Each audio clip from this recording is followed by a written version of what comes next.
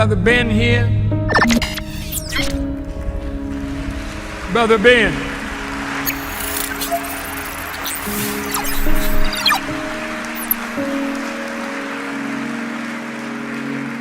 Now, Ben got a heck of a program. A lot of people listening to Brother Ben.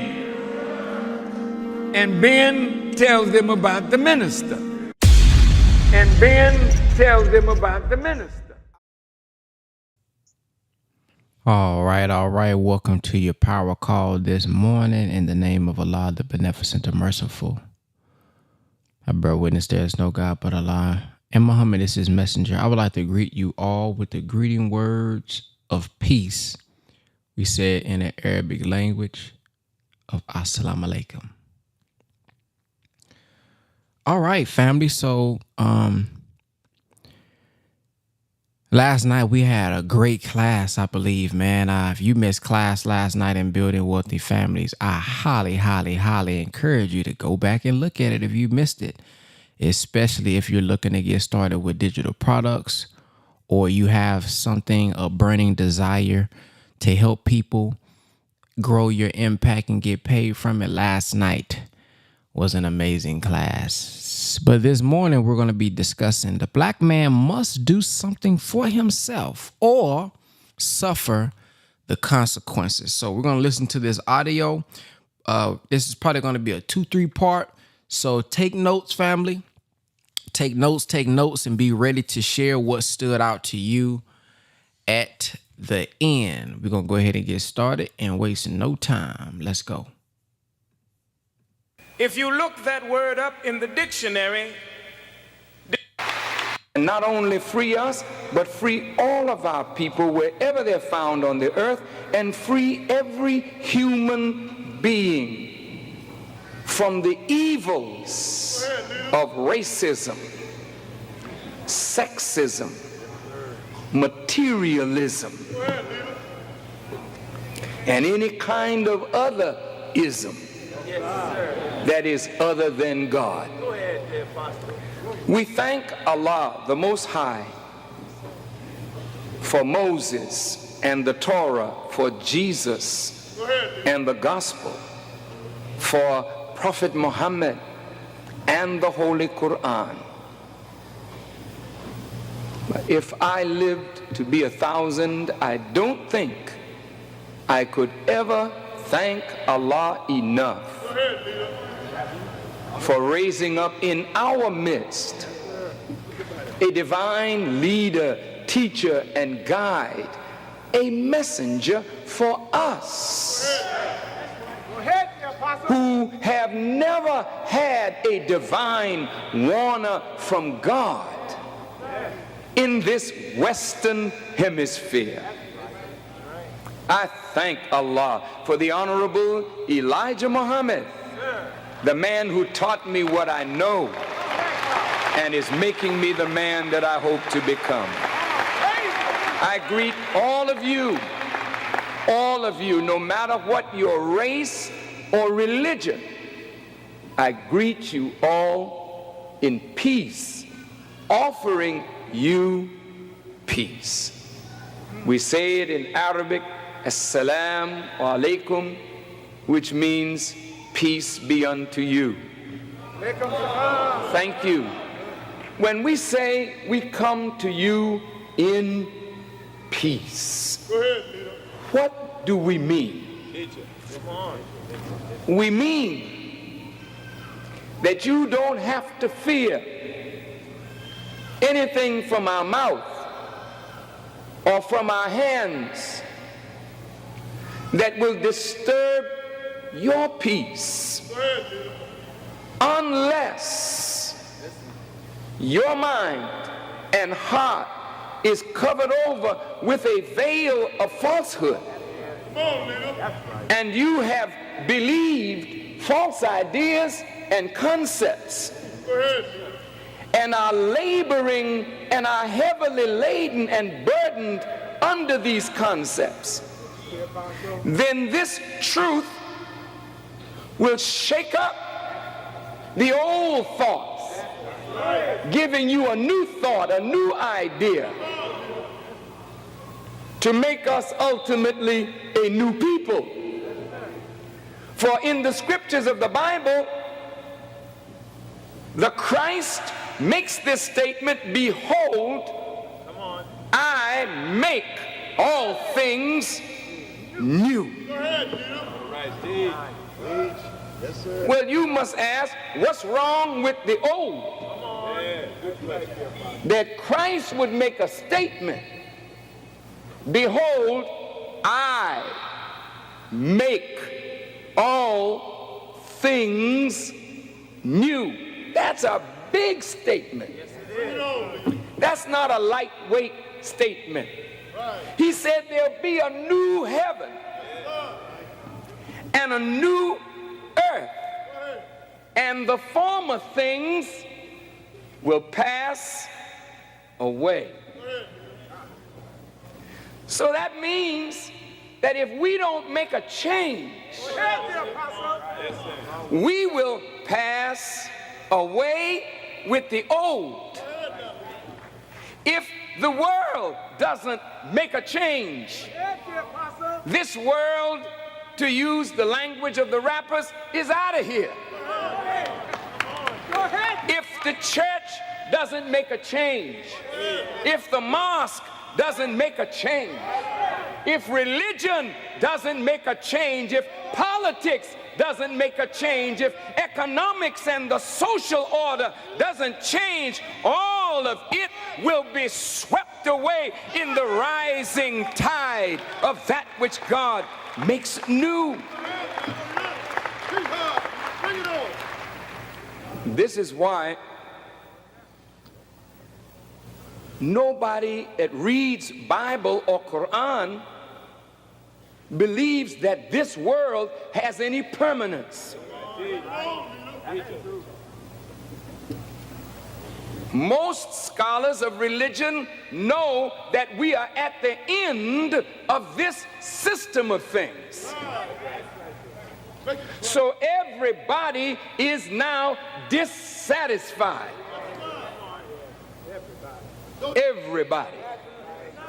And the Honorable Elijah Muhammad taught us that where there is dissatisfaction, dissatisfaction will bring about what? Change. If there is 100% dissatisfaction, it leads to a 100% change, which means that the world right now is going to undergo a complete revolution. Some of it will be peaceful, some of it will be bloody. But the revolution will not come from the barrel of a gun. The revolution will come from the mouth of truth. Because when truth comes, falsehood must vanish. And falsehood is forever a vanishing thing. And when truth comes, it forces us to make changes in accord with truth. So the real revolution is not a revolution of politics. The real revolution is a complete change in the thinking of the human being. Allah says in the Quran, no man can come between, or nothing can come between a man and his heart save Allah. Again, the Quran teaches us that Allah will never change the condition of a people until they change themselves. Meaning, from the scholar's point of view, a change of their hearts.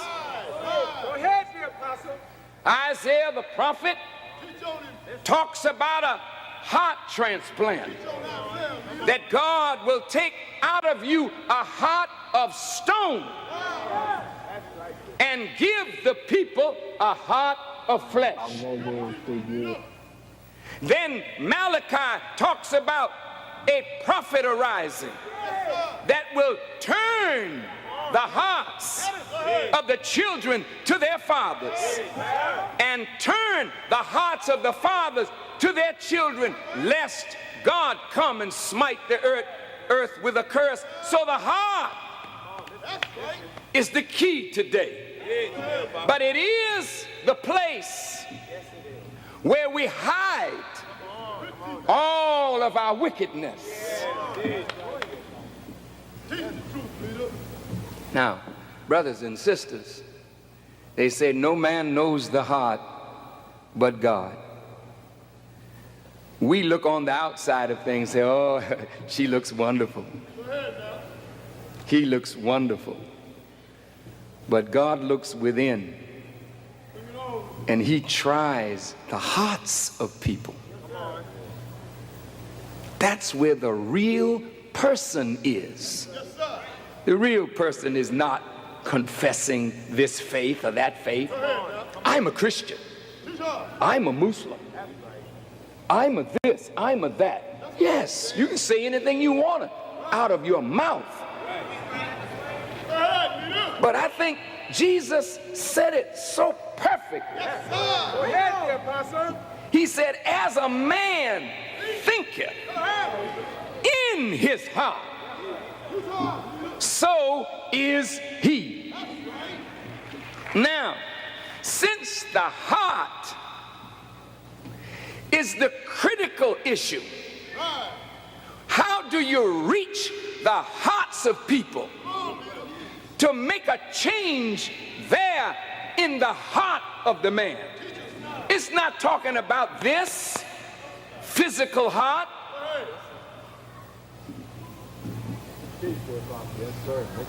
The heart of the matter is the essence of the matter. If you go to the heart of the subject, you go to the core of it. The place where all other things are leading to and emanating from. The heart is the central point. The heart, according to psychologists, represents the core of the person's thinking, that place from which the emotions spring. It's deeper than the place from which emotions spring. It's the place where all thinking, right thinking or wrong thinking, has its root. The world is messed up, not because God did something to man, but the world is messed up because man has followed the devices and the desires of his or her own heart, having done those things which we should not have done, and left undone the things which we know we should have done. So each one of us, in our own personal life, in our own family life, in our business life, in our religious life, is feeling the pangs of a trouble that's coming up now, politically, socially, morally, educationally. Everything is being upset now. And you are also being upset. You are at war with yourself because knowledge is coming, directing your path one way, but the evil of a man's heart is at war against truth. So you put your desires and we put our desires above the direction of truth, above the exigency of time, above the propriety of what we should do and must do. Our own foolish desires plague us. As a man thinketh, so is he. If your mind is messed up, That's who you are. You can't be a messed up Christian. Just think of that. I'm a Christian and messed up. Wait a minute. How could you be? Teaching good, dear Holy Pastor. Thank you. Evidence, dear Pastor. You can't be a Muslim and messed up. You can't. You have problems, yes. But to be so upset, feeling a sense of loss, feeling a sense of not knowing what direction to take, you can't be a true Christian or a true Muslim and have those kinds of feelings. You know why?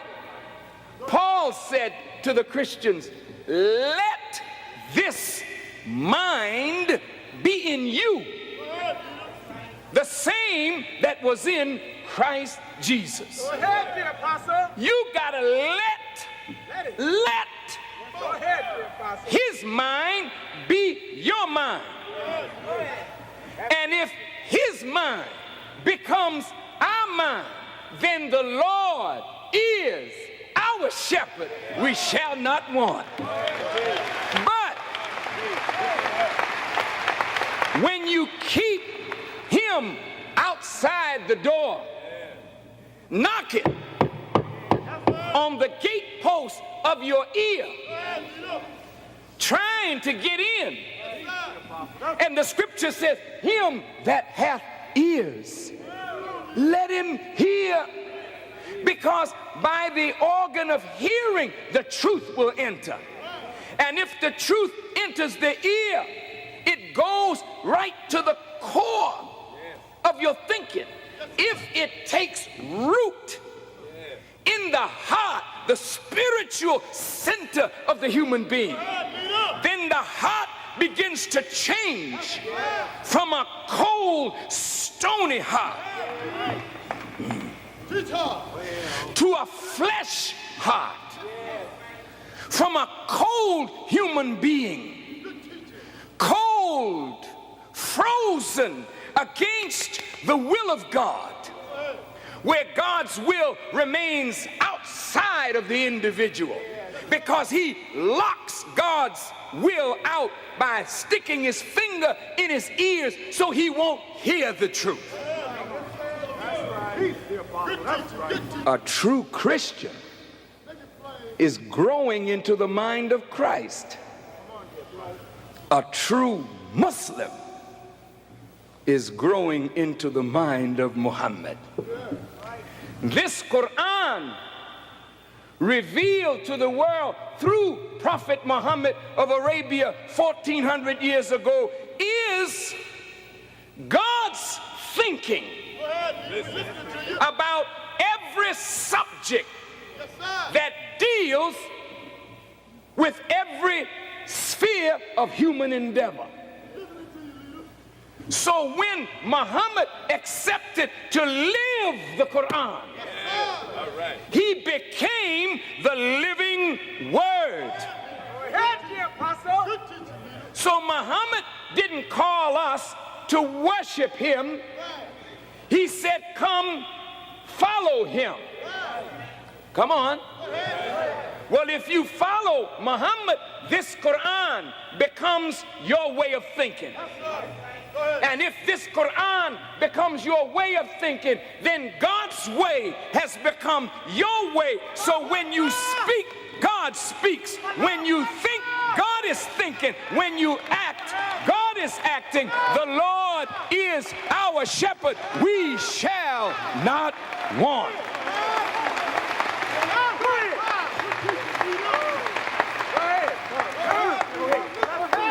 A Muslim is one who surrenders his will entirely to do the will of God. If I'm a slave and I surrender my will totally to my master, I become what my master makes me. If I surrender my will to God, that his will becomes my will, then I become the living, active agent of the divine being. Do you hear me? Good, good, good. Paul's duty, according to Christian theology, Paul's duty was to feed the heart of the people that Christ would grow up in them. Not that you part your hair like he wore his, or that you try to imitate his personality, but the principles that make Christ Christ, that make Muhammad Muhammad. They were in the world before Jesus, before Muhammad, before Abraham. So if you love Muhammad and love Jesus, you should want to be Muhammad and be Jesus. You should want to eat what Muhammad ate. Come on, let's talk about it. If you eat, and I'm not talking about necessarily just physical food, because a man is what he eats, then a man is what he thinks, and he thinks according to what his mind is being fed. So when Jesus said to his disciples, particularly Peter, lovest thou me? He said, Master, you know I love you. Feed my sheep. Come on. There you go. Then he didn't stop. He asked him again. Yes, sir. Driving the point home, Peter, Yes, sir. do you love me? Go ahead, Peter. Master, you know I love you. Good. Feed my sheep. Yes, sir. Do you love me, Peter? Third time. Good teaching, Peter. Feed my Yes, sir. lambs. Go ahead now. This doesn't mean have a program where you give out rotten cheese that's been stored in government warehouses for the last 40 years.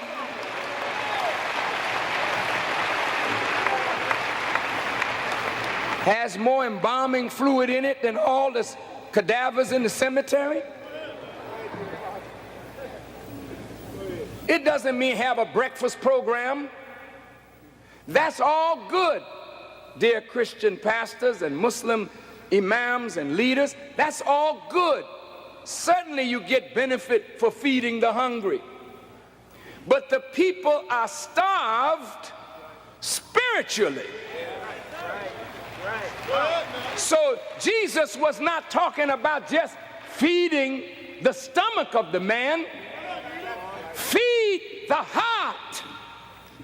The word of God, that a change would take place, a revolution would take place in the thinking of the man and the thinking of the woman. So as a man thinketh, so is he. If you can change the way I think, you can change the way I am, then you can change the future course of events. Because I make the events, I create the news. The news is not created by the television or the radio. They go and get the news, don't they? 25 years ago, on Sunday, July 26th, riots began in Detroit. Listen. The news media didn't say, ladies and gentlemen, tomorrow, Go ahead, Leader. this is Saturday night's news. Go ahead now. Tomorrow, ladies and gentlemen, there's going to be a riot. The blacks are going to riot. and burn down their neighborhoods. Many are going to be killed. They didn't say that. They were caught unaware. So all they could do was report the news, but people made the news. Now, when you can make people, then you can predict the news. When you can change the thinking of human beings and make them real human beings, then you end riots, you end rebellions, you end murder, you end robbery, thievery, you end poverty, because the real condition of poverty and homelessness, nakedness and squalor and disease is the spiritual hunger to be fed properly, that there become a change of heart and mind. Behold,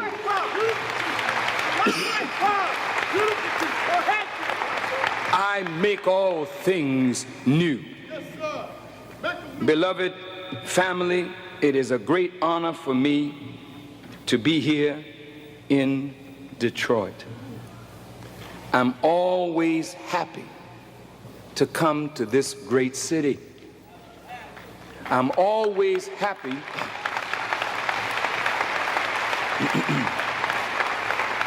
to meet with my family in Detroit. This is a strange city of great consequence. It's one of the few major cities in America where 76% of the city's population is black.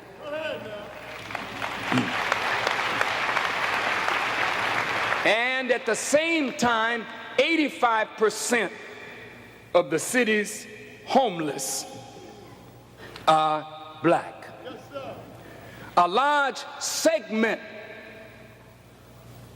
of the black population, nearly 70% of the homes are headed by a female. In 1991, Governor John Engler authorized budget cuts that would eliminate over 80,000 people from getting welfare. The majority of those who were cut reside in Detroit. The city was founded in 1702 by a man named Sir Cadillac. And this city became known as the Motor City because it was in this city that the greatest of American industry, the automobile industry, came to being with the invention of the automobile by Mr. Ford. Yes, sir. This city became a beacon light of hope for black brothers and sisters in the South who all their lives lived on the farm and were sharecropping for wicked sharecrop owners of plantations. So the Southern brother decided to leave the farm and come to cities like Detroit and Chicago and Cleveland, because this was to be the promised land of black economic activity. We were all but free labor then. That's right. Like foreigners are today, we were coming from the South. We worked very cheaply. And the cars were made by many of your hands. That's right. So this city became the Mecca of black economic progress. More black people owned homes in Detroit. More black people were going into business in Detroit. But as progress was made, so-called progress, Teacher. Yes, sir. the Southern brother and sister began to find that the factories was another hell of an experience. That's right. We died from working in factories under less than human conditions. Many of our people died in the coal mines, in the steel mills, under less than proper conditions.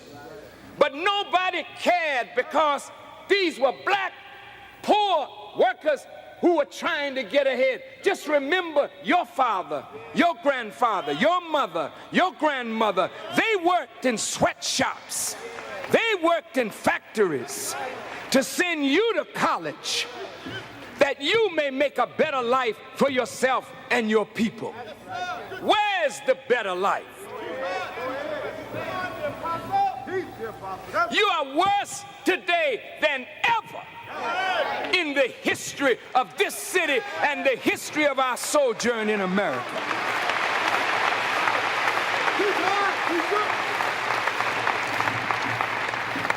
You have less to show for your money, less to show for your labor, less to show for your sacrifice in this great city of Detroit. Michigan has the world's largest concentration of Muslims outside of the holy city of Mecca. 250,000 Muslims. I'm talking about in the Western Hemisphere. That's right. Go ahead, dear apostle. Good teacher. And the greater percentage of these Muslims live in Detroit and Dearborn. Now listen, Muslims, wherever you are, and this Quran is, light is. But you, Muslims, I give you the parable of Jesus. What man having a light would hide it under a bushel basket?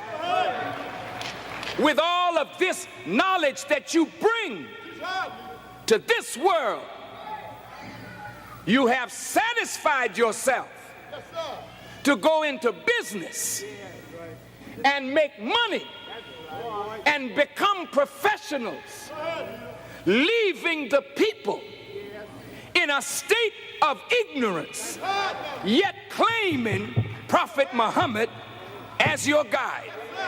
I say to you that if Prophet Muhammad were alive today, and he is alive today,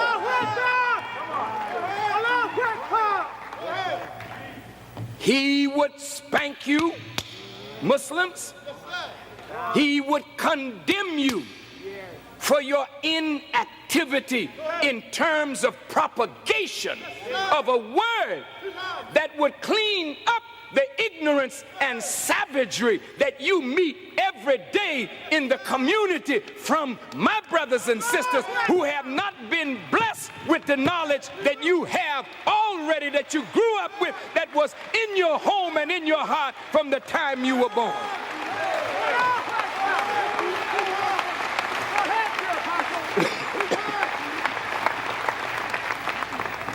So, if a civilized man and woman fail to perform their duty, what must be done? What is the duty of a civilized person? If you have been taught the manners of decent, civilized society, it is your duty to teach civilization to the uncivilized. But you have not done that. That's right. Instead, you feed from our ignorance. You set up a liquor store to keep us drunk. And you are the owner of much of the liquor stores. I must talk to you honestly. I don't want you to think or say that Brother Farrakhan is anti-Arab, anti-Jew, anti-white. No, that gives you an excuse to stick your finger in your ears and not hear what I am saying. But if you don't hear, my mother used to say, you will feel. A hard head makes a soft something. Well, anyway, y'all remember Mama telling us that, right? Okay. Now, I don't want anyone to take what I say personally, because I'm not trying to belittle anyone, hurt anyone's feelings. I just want to tell truth, and I hope you will open to it. Let it enter the heart. Let's make a change. Listen, to my Muslim brothers and sisters, God has given us a very wonderful way of life. Yes, sir. I would say it's the best. But to see so many hundreds of thousands and millions of our people who don't know anything about it, that is sad. And for the Prophet Muhammad, peace be upon him, to have worked among the Arabs for 23 years, civilizing savage tribes, cleaning them up from alcohol, from the disrespect and abuse of their women, uniting them and making them lovers of knowledge and principled people and courageous people, that they would carry the banner of Islam to the ends of the earth.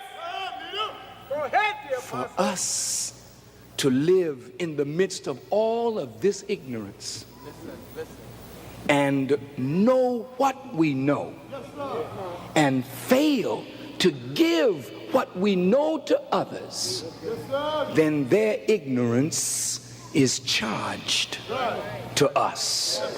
Look at what Jesus said. Go ahead, dear apostle. Plain teaching. Yes. Him to whom much is given, much is what? Required. Jesus said, are the blind responsible for the seeing, or are the seeing responsible for the blind? God is saying to you, if you see and you know that human beings don't see, you see because you're walking by the light, then those that walk in darkness, their condition demands that any of us who have light, that we carry it to every dark corner, that we share the light with all those who walk in darkness. You agree? You agree. But what has happened to the Muslim community in America, what is happening to Jews, what is happening to Christians, is that we've all become so self-centered and greedy that we want to live well and we don't care if our neighbor lives well. So the neighbor's condition gets worse while yours gets better.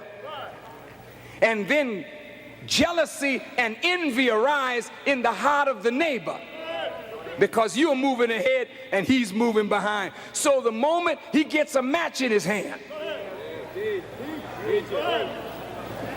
he reduces you to himself, because you didn't use what you had to lift people. I say this with deep humility. Mayor Coleman Young has been the mayor of Detroit since 1974. He's the longest reigning black mayor in this country. But when he came into prominence as a mayor, the city was already dying.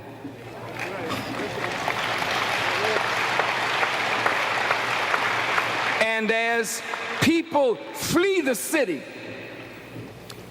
and business flees the city and industry flees the city, the tax base erodes. Service to the people declines.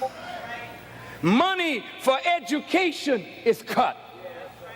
So the less knowledge, the less education, the more poverty increases, the more want increases, the more despair and hopelessness increase, the more violence, bloodshed, death and destruction becomes the way of life in our community. When the Jews had the businesses that Palestinians and Arabs and Koreans have inherited, the Jews never had to place themselves behind bulletproof glass, because Jewish merchants, although they too were living from the black community, they had a kind way of dealing with black people. They had a smooth, more effective way. The idea, keep the cash register ringing, but they would treat you with a measure of respect. You had not sunk to the level that you have sunk to today. Now, when the Jews left, we didn't move in and set up business for ourselves. Others came to America and set up business in our community with the same idea: take the money, leave the community, build your own community at the expense of this community. So the community became more and more deprived, more and more destitute, more and more hopeless, more and more despair. So now you have to have bulletproof glass in the local candy store, because somebody is coming to rob you. Boy, it's tough. And the robbery is getting so vicious that the robber is so cold, he does not care if he shoots you dead, if you have something, and more so if you have nothing, after he wasted time pulling a gun on you to rob you and you don't have anything. He kills you for having nothing. Like himself. I thought you had something. Well, die for having nothing. Now, when you gotta live in a city like that, the mayor has done, I believe, the best that a man could do under the condition that he's working under.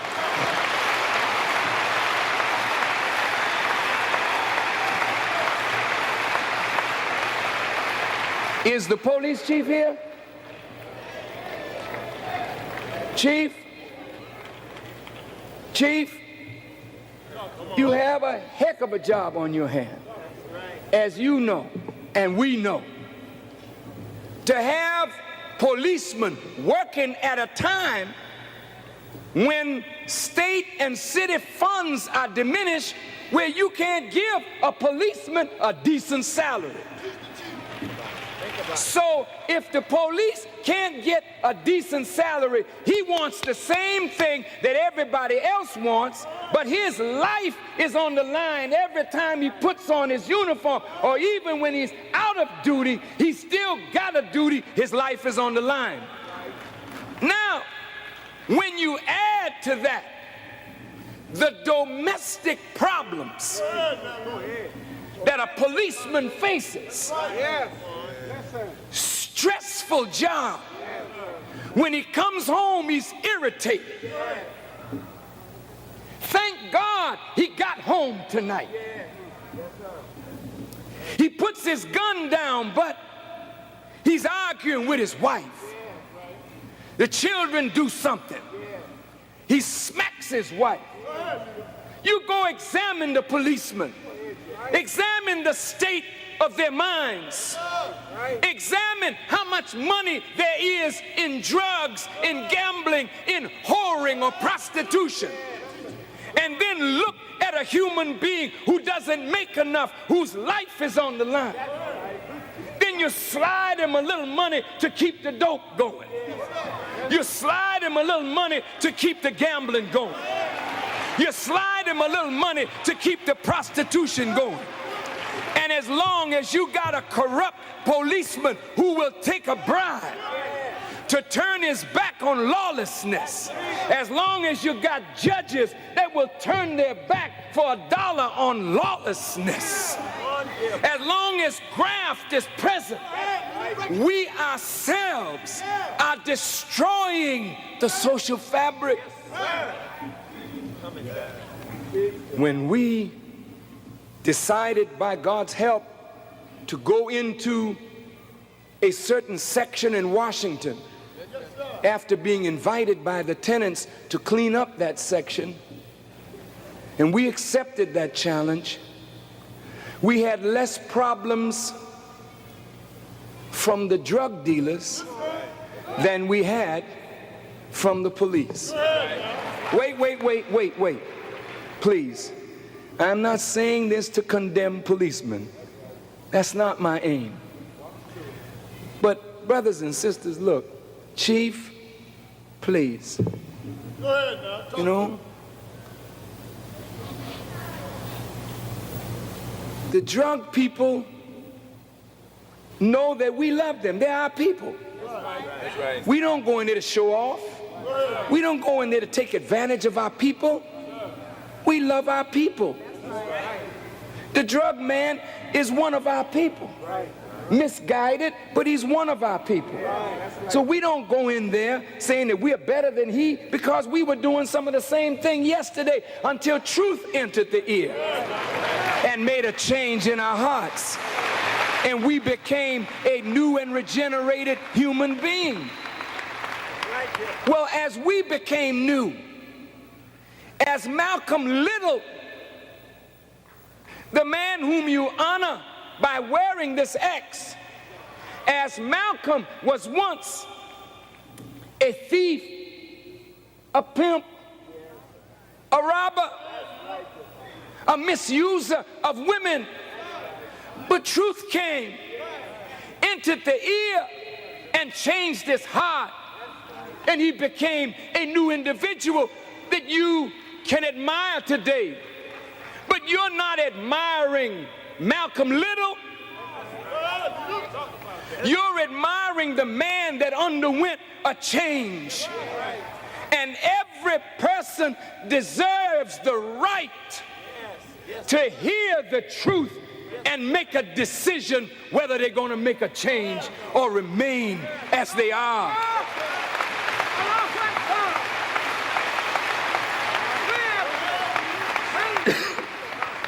The drug boys didn't draw guns on us.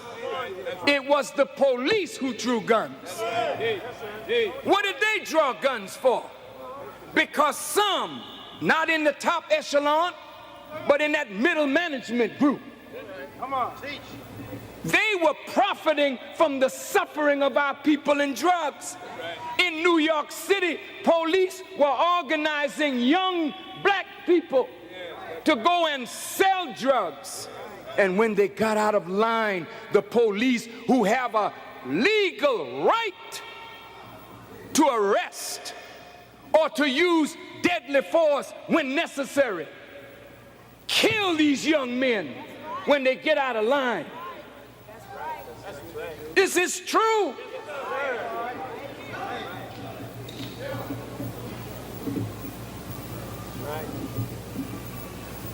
The city is suffering now in every way. On Halloween, in this city, more so than any other city in America, people just go and burn down homes. Think about it. I mean, look at the condition. Can you city more so than any other city in America? People just go and burn down homes. Think about it. I mean, look at the condition.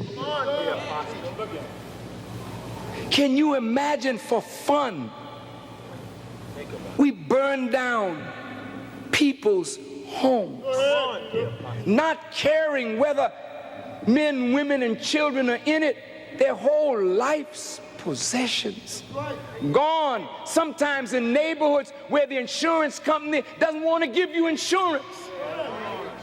Some of these people have worked in the factories for years and paid for their homes, only to find them burned down on Halloween night by insane, sick people. The school system is gone to hell. White people have fled the city. They don't like the public school system. They're putting their children in private schools. This is the only so-called civilized, advanced country in the world that is producing every year hundreds of thousands of functional illiterates. Children graduating from high school reading on a 7th grade level. I am saying to you that this is not an accident. Anytime a man can send a telescope in space and stand down on the earth and correct something that is thousands of miles above the earth and send people up to it to walk in space and correct it, and got all of these human problems and has not the ability to correct this. They don't have the will to correct it, but they do have the knowledge to correct it.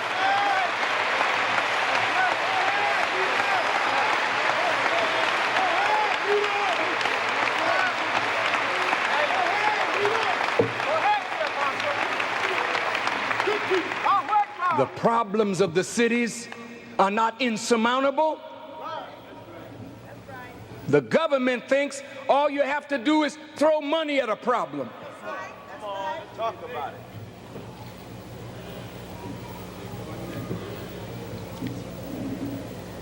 The government condemns violence. Think about it. Think about it. Every intelligent, sane person doesn't like to see violence. You sometimes label Farrakhan a preacher of violence, although there never has been any violence attached to my life or to those who follow me. They don't bother anybody. They will fight if you attack them, but they won't fight you or aggress against you. They won't do that.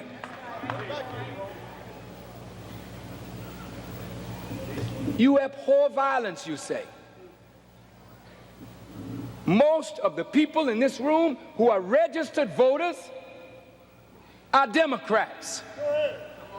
Very few are Republicans. I'm all right. I'm all right. Go ahead, Apostle.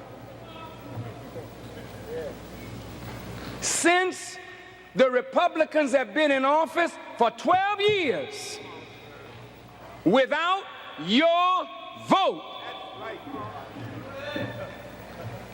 90% of the black vote, 85 to 90%, always went to the Democratic candidate. So, Nixon got in office without you.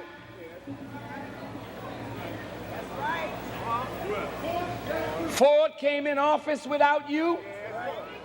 Reagan came in office without you. Bush came in office without you. Now the Democrats say we have to get back middle America, the vote that we have lost, so we can't show that we are catering to the needs of black and poor people, which has always been the cry of the Democratic Party. Go ahead, the Apostle. So the Democratic nominee, in order to show middle white America Go ahead, dear. that he's not going to pander to the needs of black people, he goes to Jesse Jackson's Rainbow Convention and then insults Reverend Jackson and attacks Sister Soldier to show white people, I'm not catering to this Negro.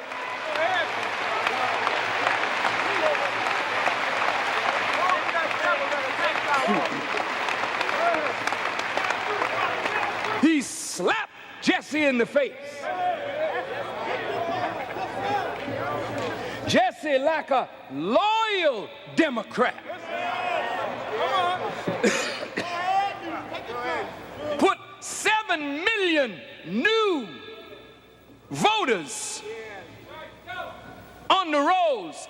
Reverend Jackson, like a good Democrat, when Dukakis disrespected him, when Mondale disrespected him, he still stayed within the party and gave up really fighting for the masses that went out to work for him, and they gave him a chance to make a speech if he would condemn me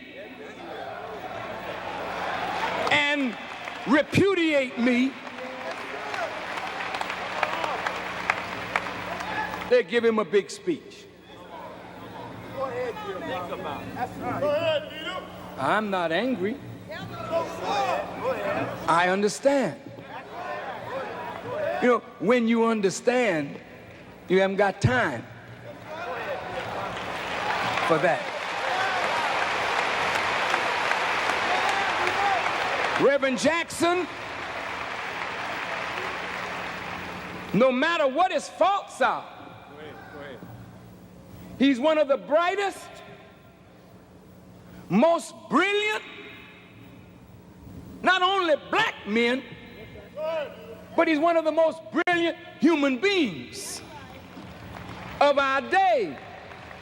He has a role to play. But Jesse loves white people more than he loves his own base.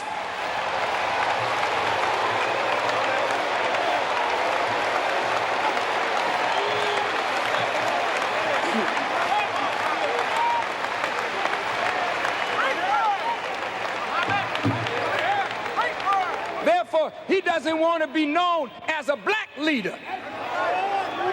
He wants to be universally accepted. You go to Boston, where Mayor Flynn, an Irish Catholic, is growing in political power. You see if he will deny deny his Irish Catholic base. That is your base. Then you move out from your base to attract other races, other ethnic people, other religions and nationalities to your cause, but you never deny your base.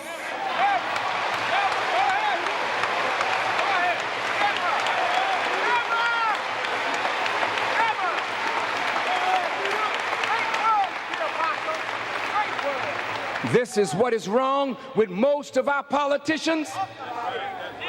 They want acceptance from white people more than to work for the raising of the condition of black people. This is wrong, brothers. This is wrong. They'll make you think you've become a racist. How can any white man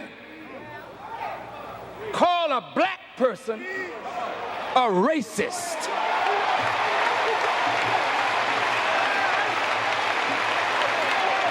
You got a hell of a nerve. If I am a racist, you shouldn't call me that with your mouth dripping with the blood of all the darker people of the earth who have suffered under white supremacy.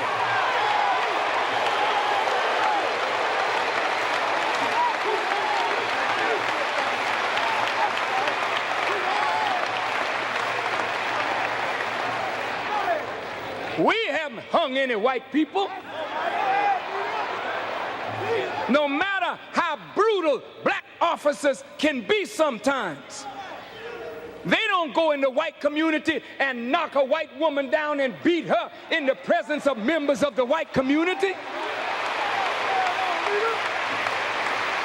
The white community would kill every black cop that came in that community if they beat up a white woman and mistreated a white man or abused a white child.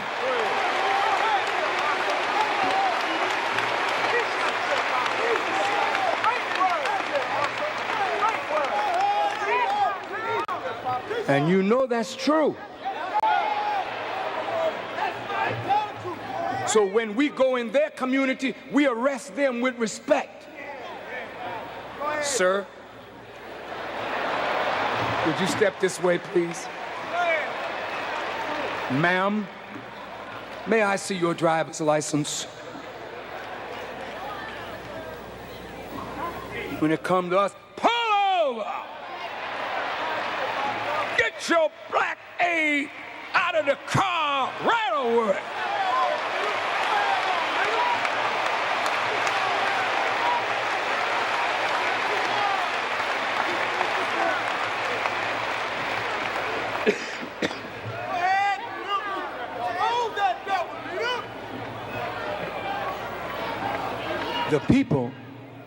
The people all over the country, the black poor, the Hispanic poor, the white poor, are getting tired of abuse and neglect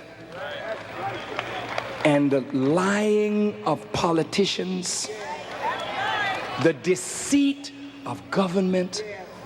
The people are getting tired of it. In this recent primary season, less than 20% of those who have the right to vote and are registered to vote exercise that right. Now you, as an intelligent person, think about 80% of those who have that precious right to vote said, I ain't voting. I'm not voting. Well, will you cast a vote for Bush? No. Would you cast a vote for Gore? No. Would you cast a vote for Clinton? No. What you gonna do? I'm out of it. I'm out. Now, brothers and sisters, that is serious. Because in a democratic society, supposedly, where you have the right to vote, and you don't exercise that right, it says that you are disenchanted with politics, with the politicians, with their way of doing business, and you want change. Ross Perot, a rich billionaire, said, according to his words, that running for the presidency was fun. Was fun. Think about it. Fun. Fun. Fun. A rich man has nothing more in life to do. Let's have fun. Have fun with what? Have fun with whom? With the dissatisfaction of millions of Americans, mostly white, who wanted change and saw in him hope for change. And then all of a sudden, when the press pressed him, as the press will do. Thank God for the press. Because if you can't handle the media, don't bother with this kind of thing.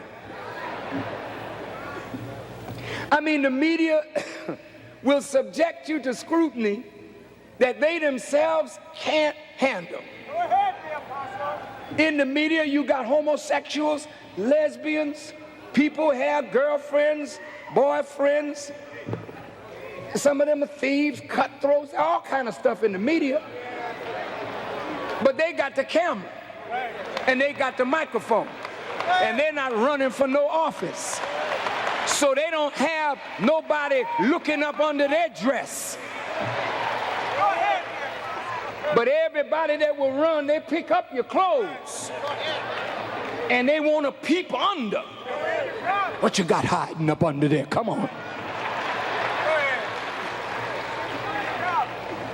So here's a man running for the presidency. Have you smoked reefer?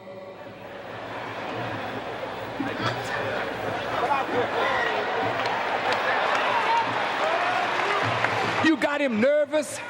He said, well, when I was in college, I smoked it, but I didn't inhale it. I didn't inhale it. I didn't inhale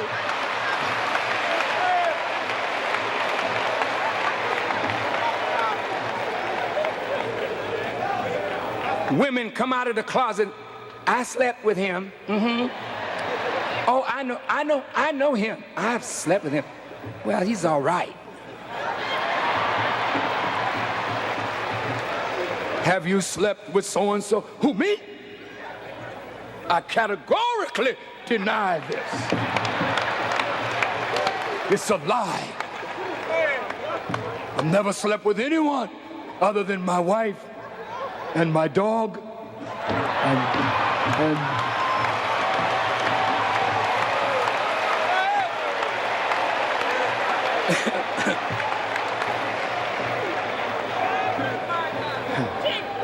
you know, a little humor is always good, you know.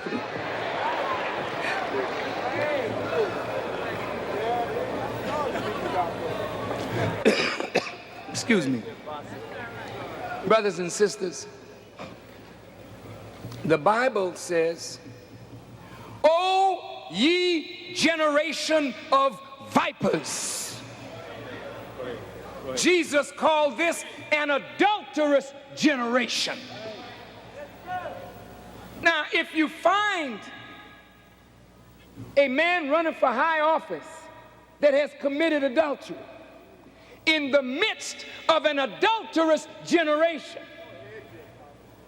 Why make that a qualification to disqualify him when all of you are disqualified by that same qualification? Let's talk.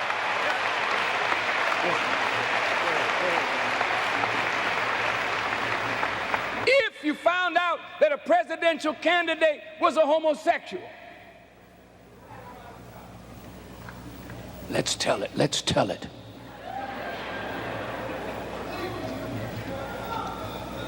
But before homosexuals came out of the closet, you mean no anchor man or woman in television was a homosexual or lesbian? And would you turn the light on yourself on the 6 o'clock news and say, I, anchorman so-and-so, have been a homosexual for 20 years and I love it? Would you do that?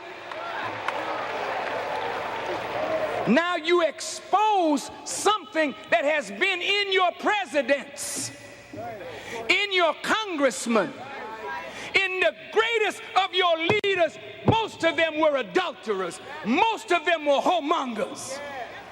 Many of them were crooked men. But you kept showing the bright side of the moon. The moon has a dark side, but you want to pry into everything dark. So you had to send something up to get around the dark side of the moon so you could see what was there. But God always keeps the bright side of the moon in front of you because it is the side that the light of the sun strikes that is responsible for causing the equalization of the waters of the earth, not the dark side. In every human being, there is a dark side.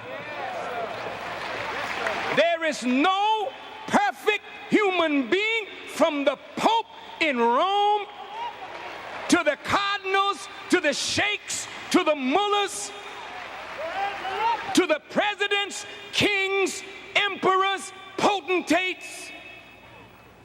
All of us are sinful. All of us, as the Bible and Holy Quran teach, have fallen short of the glory of God.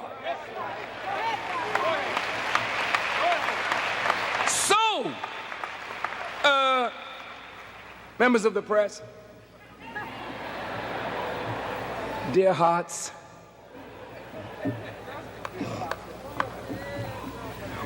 if you're going to expose every wart, every pimple, every negative that you can find on anyone who would want to stand up to help the country out of this crisis,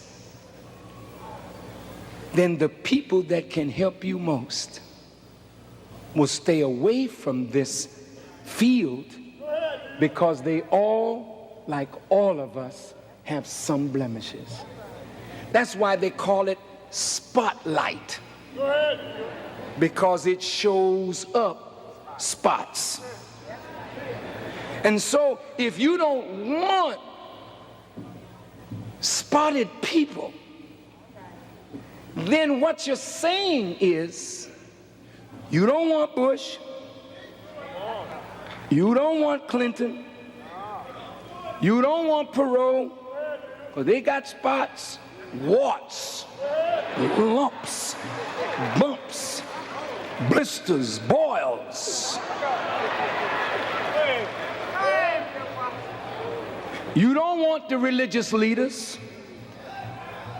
No, you don't. You don't want none of us. Who do you want? Him that is without spot or blemish. You are calling for God himself to come and take over the rule because nobody else is worthy.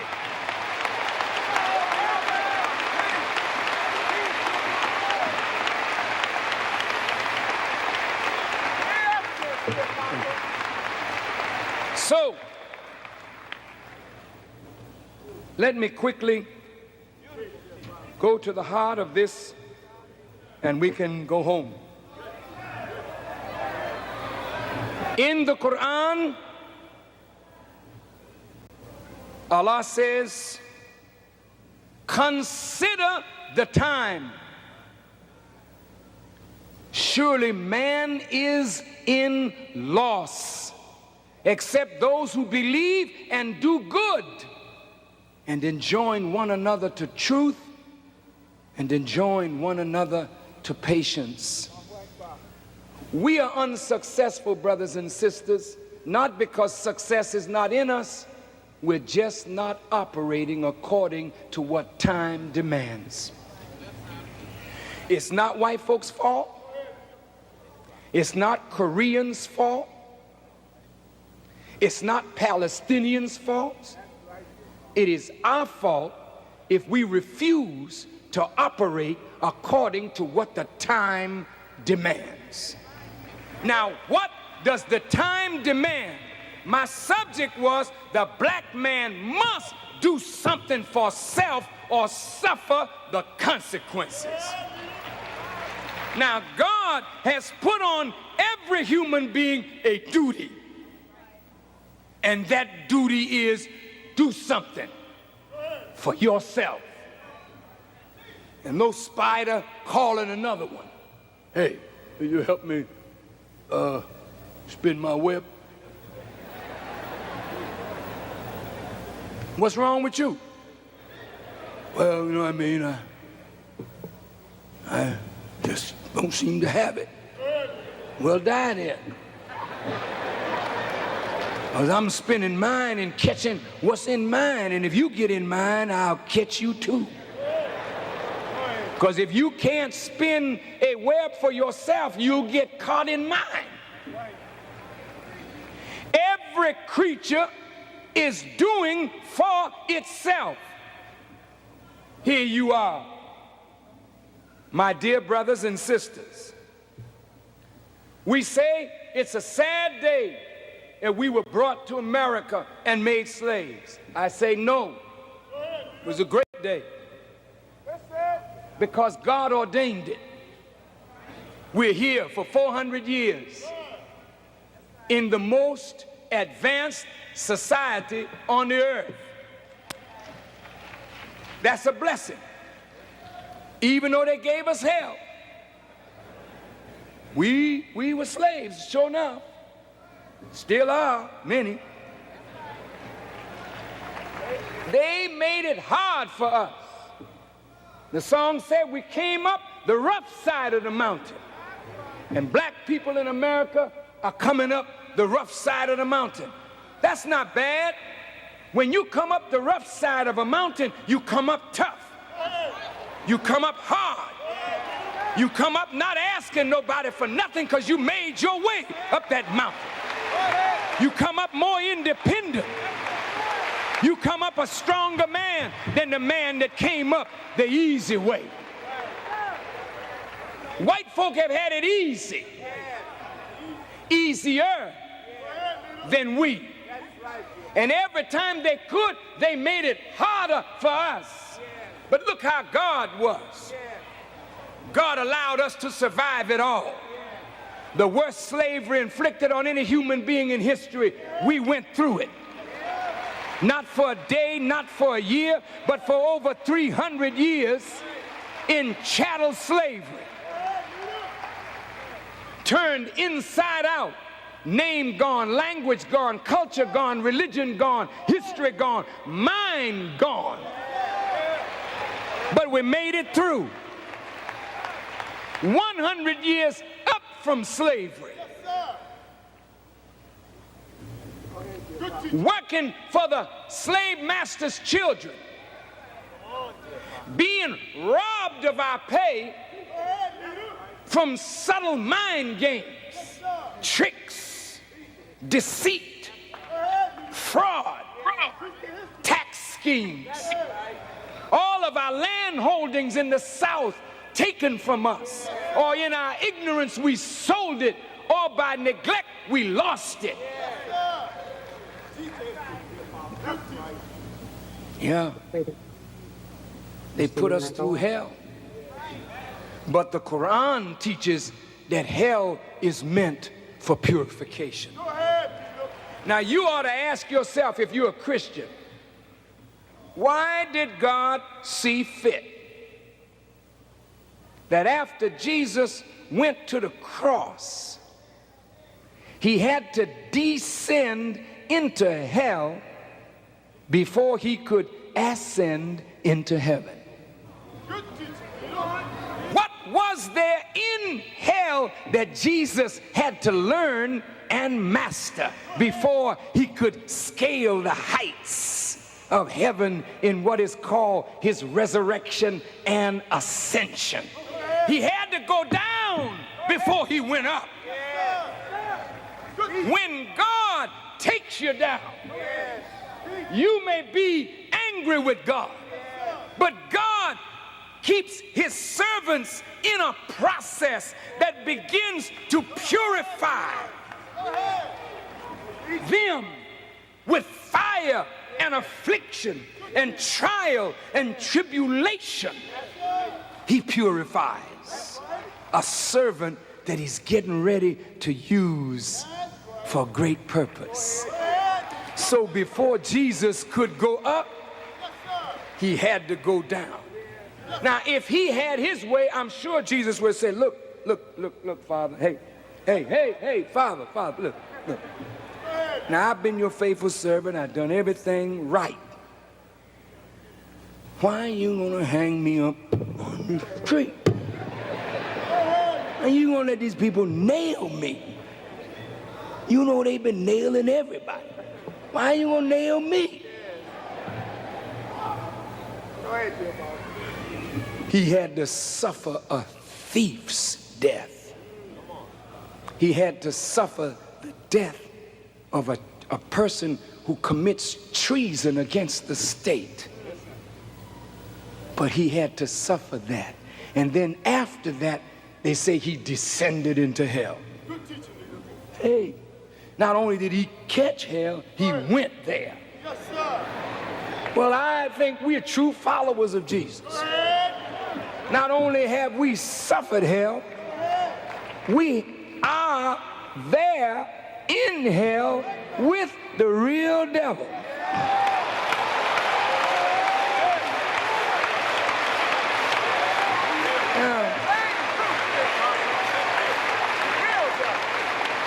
Now, those of you looking for a devil up under the ground, you can forget that. And Reverend, don't you teach that anymore. There is no power in the earth to hurt you. Now, there's a fire down there. And God gonna send you down there and you'll be burning eternally. A fire down there hotter than the sun. Why don't you stop lying? The earth is 7,926 miles in diameter. The center of the earth is 1/2 the diameter or the radius of the circle. Half of 7,926 is 3,863. The sun is 93 million miles away.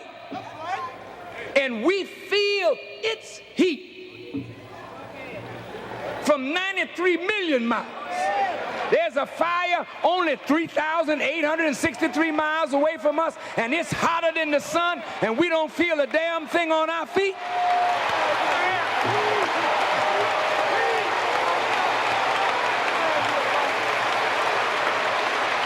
If we're that close to hell, we should never have a fuel bill. We don't need oil or gas. The heat from hell will generate enough heat to warm our house.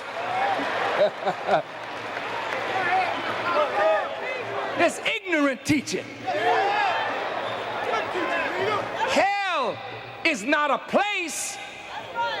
Hell is a condition. Heaven is not a place. Heaven is a condition. Oh, Brother Farrakhan, don't misteach the people. I want to go to heaven. Me too, me too, me too. But how you gonna get there? What means of transportation you gonna use? Where is it? Is it out there in space? They got a telegraph out there, the Hubble telescope. Telescope, yeah. They spied Pluto. 4,600,000,000 miles from the sun. They got it. They're finding stars. Hundreds and thousands and millions of light years away.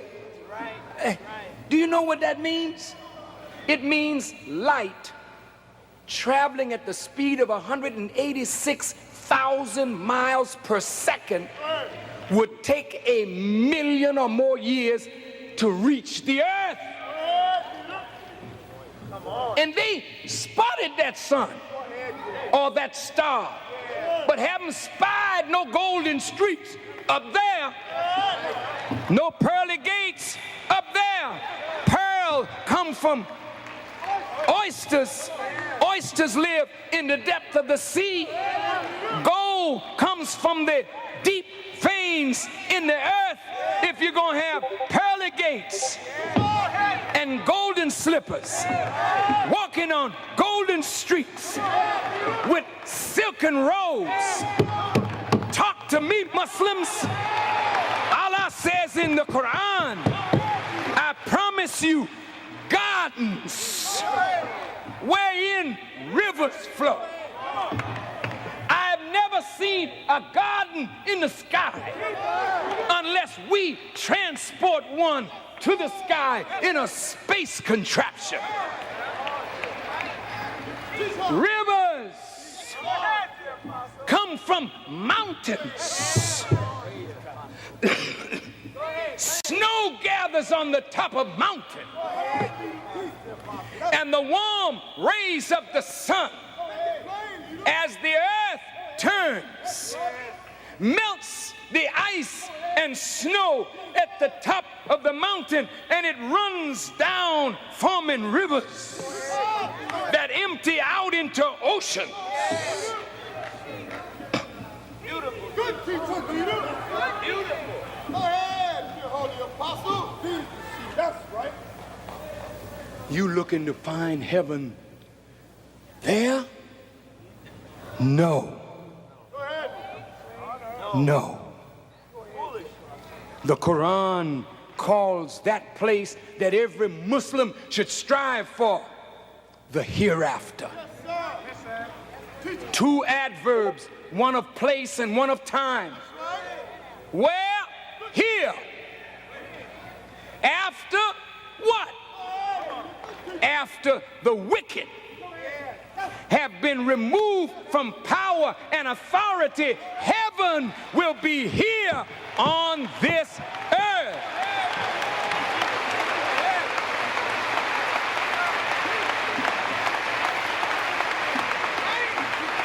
The Honorable Elijah Muhammad said, the hereafter for my followers begins right now in this life.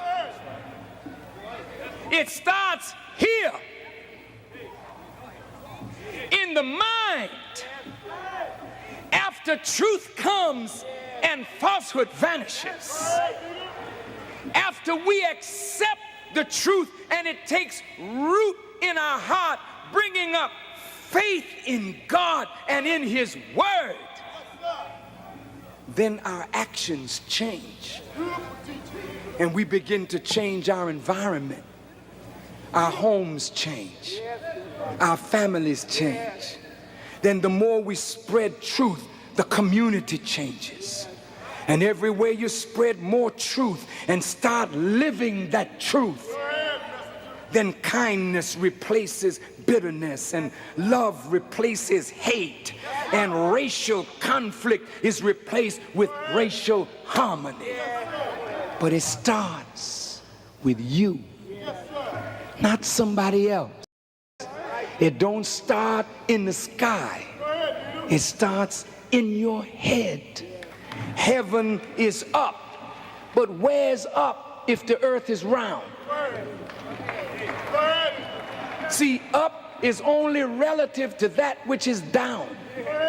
If the earth is round, the people in the east are looking up, looking east. Go ahead, dear Apostle. People in the west looking up too. That's right. People in the north looking up. People in the south looking up. Which way is up? If the earth is round and turning.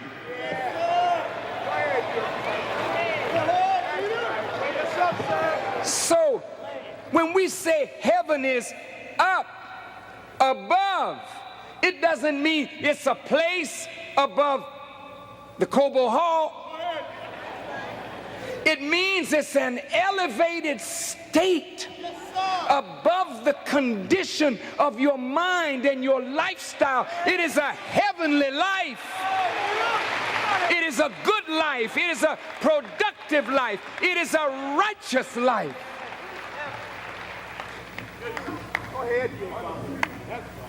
So Jesus makes you say in the prayer, thy kingdom come, thy will be done on earth as it is in heaven. So the earth is the place, and the people of the earth have to change, or they will be removed in this day and time. And this is why famine is being widespread, earthquakes, pestilence of every kind, because God is removing people. And you may not think so, but America is headed for hard days. Let me close with this. Please keep your seats. Please. This is, without a doubt, the greatest country on this earth potentially. I've been all over the earth, not in every country on the earth, but in most all of the earth. And there's not a country anywhere on the earth like this one. In spite of all its negatives, this is a beautiful country. I'm not talking about people now. I'm talking about the land. You have desert, you have mountains, you have rivers, you have lakes, you have palm trees, you have tremendous green life, you have everything that you could imagine. You got it in this 3,000 by 2,000 square miles. You got the whole human family living right here in America. This is an experiment. We got black, brown, red, yellow, white. Every nation, every kindred, every tongue is represented in the United States of America. Here's the problem, though. We have not been able to get along one with the other. What's the matter? What's the matter? Why can't we get along? It's the way we've been taught. You see, when you as white people are taught that you are better, not because your character is better, you are better because you are white. And somehow by being white, that makes you better than a human being who is black. And when you teach through your religion, through your education, through your politics, through your symbolism, that black is no good and white is good, you are setting up human minds to become cold, stony-hearted to the cry of other human beings of color.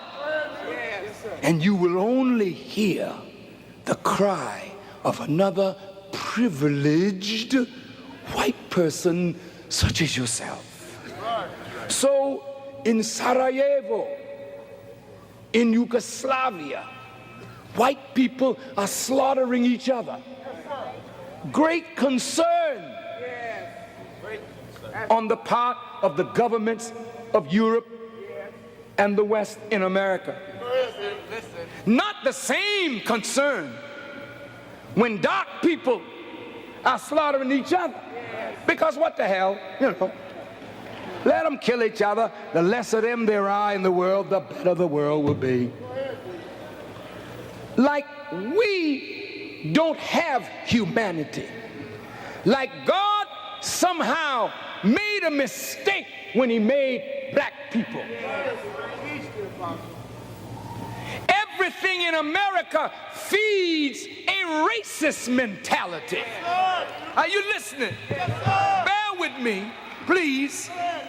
So the mind of white America, the children feed on racial images.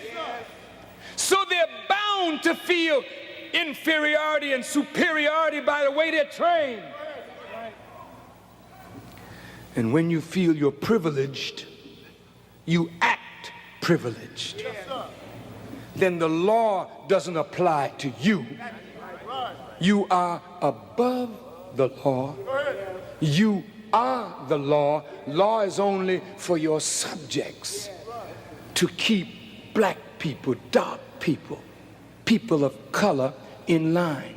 Notice how quick Mr. Bush and his band want to bomb Iraq. But when it comes to sending troops to Yugoslavia,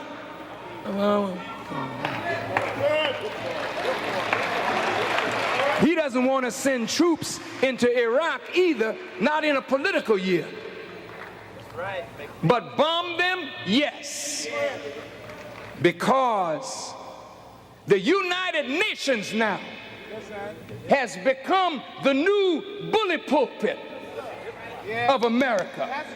Since the crushing of the Soviet Union, America now can use the United Nations and the nations of the earth to bring pressure to bear on any small nation whose government rule and policies seem disadvantageous to the foreign policy objectives of this government.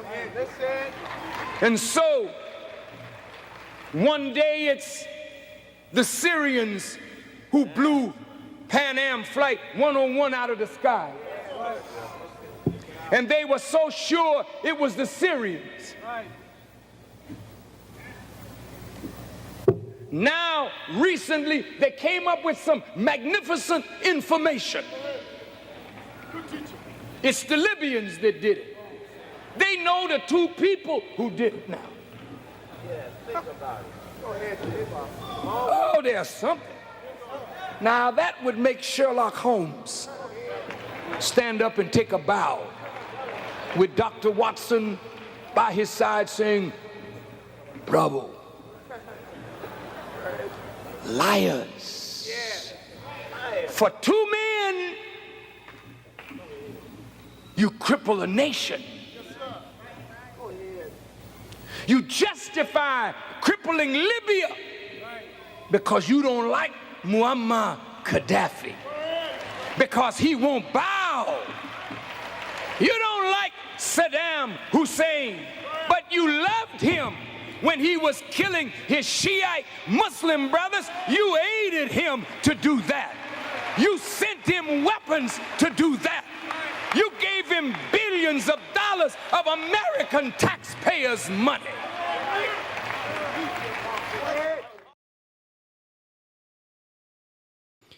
All right. Man, what a treat this morning. Great reminders this morning. If you have anything that you would like to share, that is just part one. We're going to finish part two tomorrow. If you have anything that you would like to share, go ahead and press the number one at this time on the Zoom.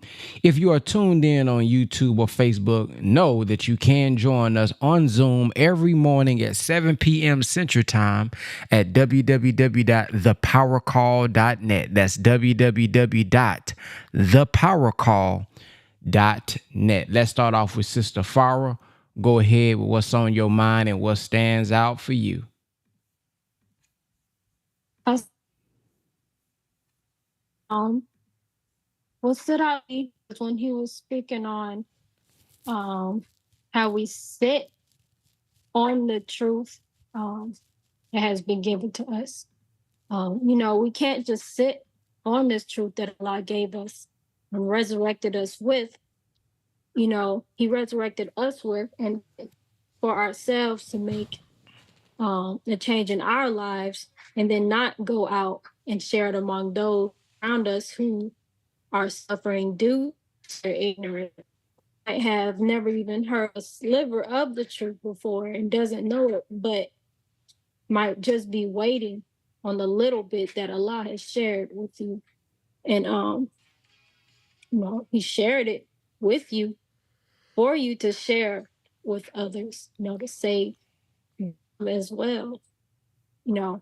I think some of us still believe in a spook God and don't realize that Allah, He does His work through us, His believers, His servants.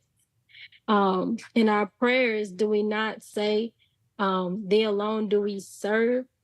We also say greetings are for Allah is also prayers and good deeds. We say peace be upon us, the righteous servants of Allah. I just feel that we're hypocrites, if we bend down and make salat and say these words, and then we don't go and act on them by going out and serving our people with the knowledge He has given us, with the wisdom. Even if it's just a little bit, because we're all growing in our, journey of becoming one with Allah. And a Muslim is one who submits to do the will of God, not just believe in the will of God, but to submit to it and do the will of God. Allah helps those who helps themselves, yes, but He blesses you who help others with what He helped you with, and often blesses you through those people that you helped. And sometimes Allah places you where He places you for a reason, wherever you are in the earth.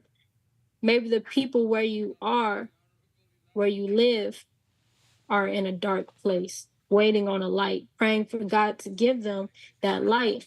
And so Allah places you there to be that light. And by not fulfilling your purpose, you're leaving those people in the dark. And the longer you wait, the more those people suffer. And the blood is on your hands as someone who says in your prayers that you're a servant of God. You have a responsibility, a duty, and because you knew the truth, yet you did not move on it.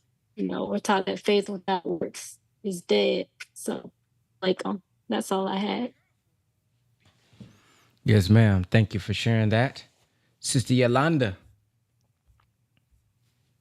He's back. A condition of a people will not change until there is a change within the people. Change in the heart.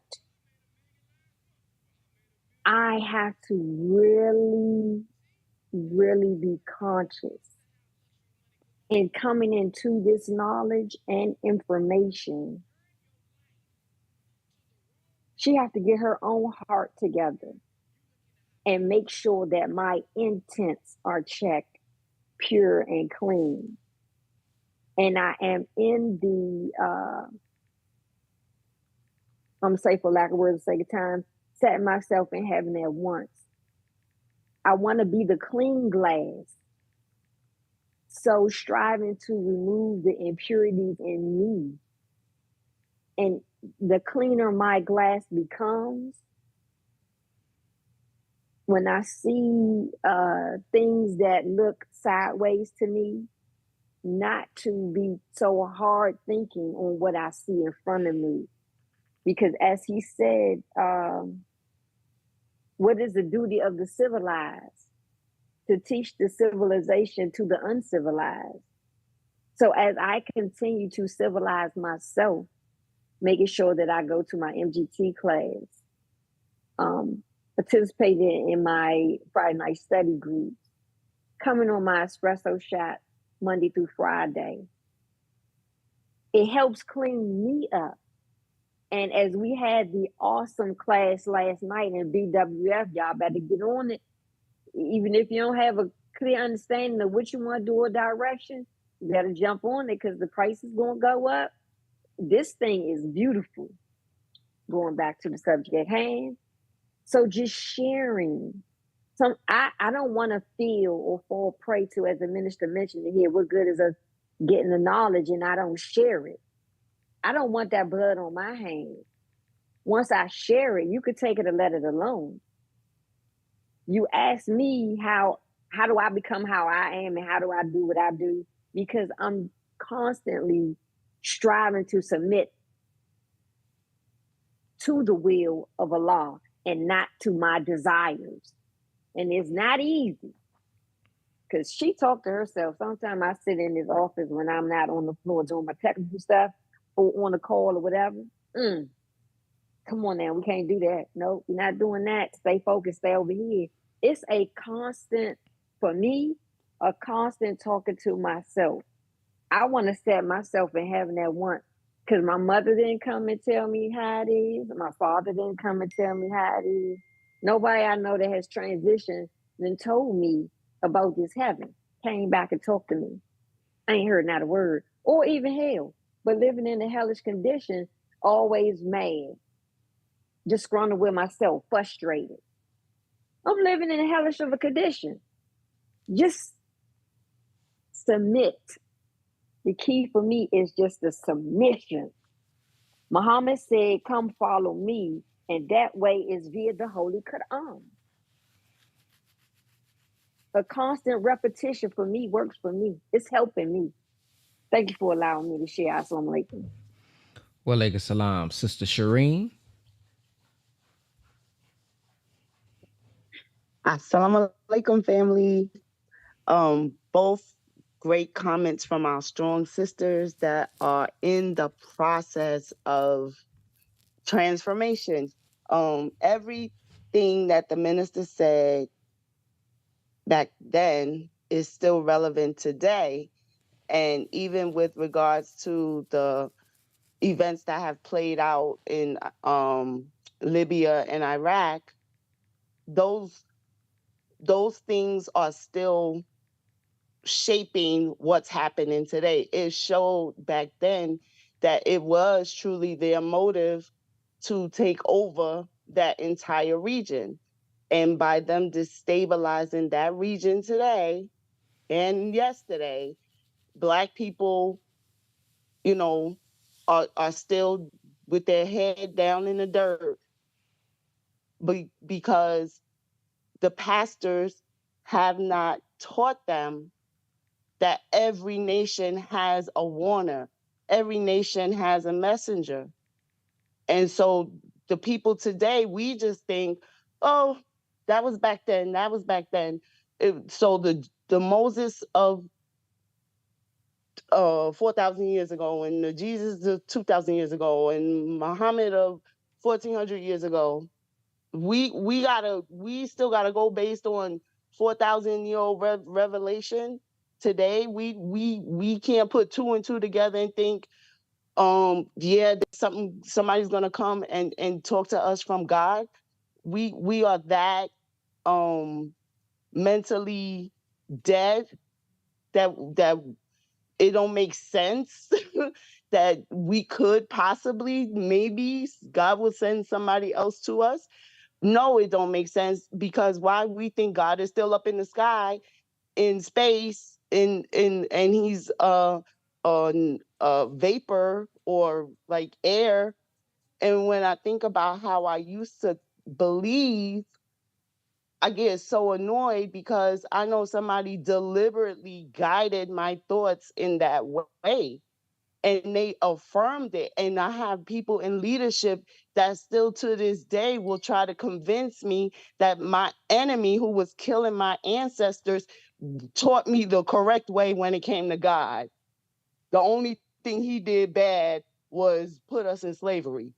Not that he misguided us, not that he denied us knowledge of our true selves. The only thing he did, he had slaves, and that's it. No, this was a full-fledged plan. It was a scheme to deceive us for generations. It wasn't just for those slaves back then, 400, 500 years ago. It was for a perpetual system that would keep us in this hamster wheel experience. And that's why it is so terribly difficult for us to break out of it, because it's a generational belief system that we have to pick it apart bit by bit, piece by piece, to see how everything we do is tied back into our slavery experience. That's what Brother Nuri talks about, because the minister taught us this. And they don't want us to hear this. They don't want us to say, I don't like this way of living. I could change this. I don't have to stay living like this. And I'm not gonna throw down my I'm not gonna leave one plantation to go to another plantation. I'm gonna build my own reality. Because in essence, that's what our people did when they left the South. They left the field, but they went and worked in the factory, and they found it was the same thing. Why? Because it was the same man that was running things, right? So we're building BWF in the house. What? Let's get it. That's it. Peace. Yes, ma'am. And if y'all are interested in joining us with Building Wealthy Families, make sure that y'all go over to www.bwfuniversity.com, www.bwfuniversity.com. Last night was a very powerful class. We talked about building out your actual program. Thursday, Sister Courtney is going to be teaching. Saturday, Sister Alexis is going to be teaching. And Monday through Friday, when the market is open, Brother Tate is teaching. So it's definitely something that can help us out. And yeah, y'all can hear from the testimonies and from the people that was actually there. One of the things that stood out for me from the minister is when he said, our own foolish desires plague us. And as a man thinketh, so is he. If your mind is messed up, that's who you are.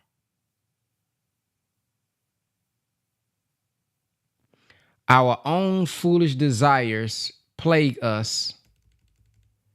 And as a man thinketh, so is he. So it is our desires. And when in our prayer, it says, make us free from want of what is besides thee. So if we align our desires with the will of God, we won't be so displeased in our life all the time, because we won't be desiring things that's outside of his will. It's almost like when the minister asks us or tells us, hey, if you just change your desire, or no, change your perspective on life. Well, if we just change our desires, we won't feel like we are lacking so much or we're in a poor position. So yeah, change our desires and change. And that doesn't mean like if you want something nice, you got to change that desire. But some of our desires is what got us mentally in the condition that we in.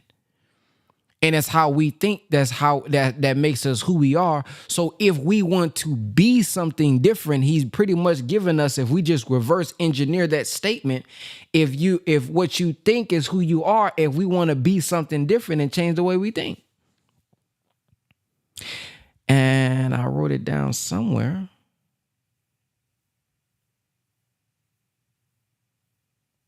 Watch this.